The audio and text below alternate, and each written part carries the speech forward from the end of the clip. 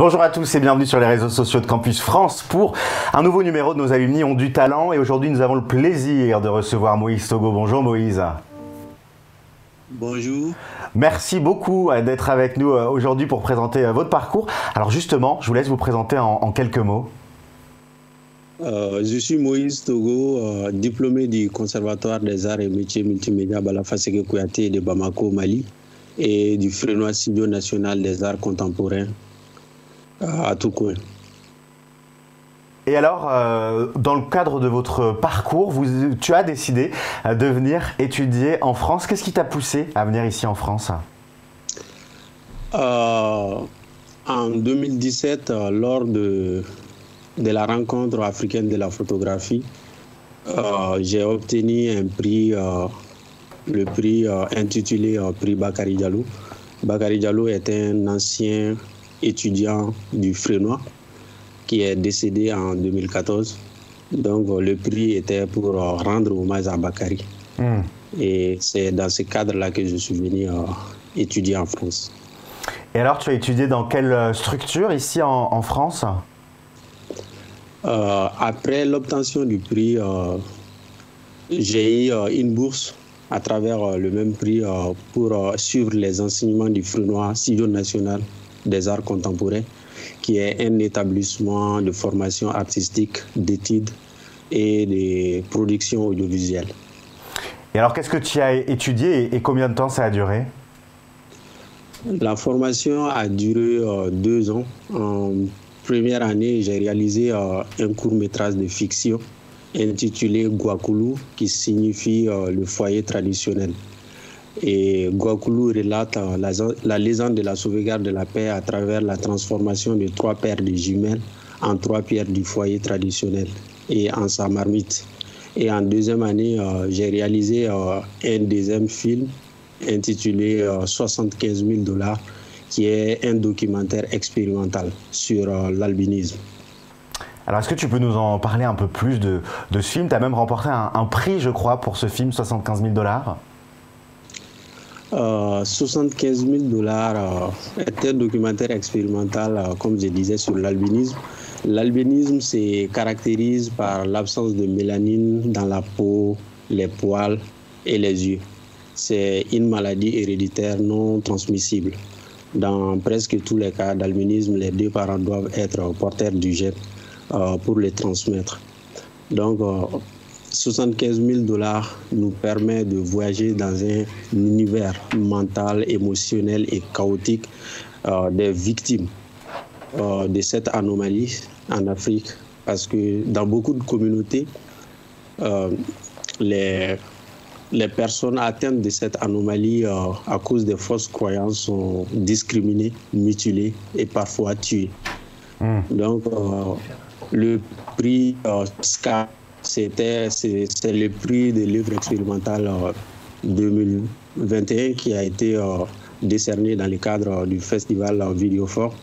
Et c'est un film expérimental qui parle de ce phénomène qui existe vraiment en Afrique. Est-ce que tu peux nous dire quelques mots sur le concours du Club de l'Image aussi auquel tu as participé ? De quoi s'agit-il ? Le concours du Club de l'Image, c'était de ma fenêtre, je vois l'humanité. Le thème était ça. Pendant que je travaillais sur mon film 75 000 $, j'ai vu l'appel à candidature. Et là, je n'avais pas beaucoup de temps pour postuler. J'ai attendu pas à la fin, juste vers la fin même de l'appel à candidature. J'ai eu un peu de temps après la réalisation pour une visite à Paris. J'étais avec des amis. Et directement, quand on était à Paris, j'ai vu un cadre vraiment qui m'intéressait, qui donne aussi un regard sur le thème. J'avais déjà l'idée en tête de participer au concours et en même temps, je voulais vraiment illustrer la solitude, l'espace mental qu'on se crée à travers les barrières. Je voulais juste illustrer ça et j'ai été inspiré par la position de mes amis et tout. Et c'est ce qui m'a vraiment inspiré et j'ai postulé à ce concours-là. Et alors ça a été une belle expérience, l'occasion de confronter ton travail à un jury aussi, d'avoir l'avis d'experts, de professionnels sur ce que tu peux réaliser? Oui, effectivement. Bon, maintenant, avec l'expérience que j'ai eue au Feu Noir, ça a beaucoup influencé mon regard artistique.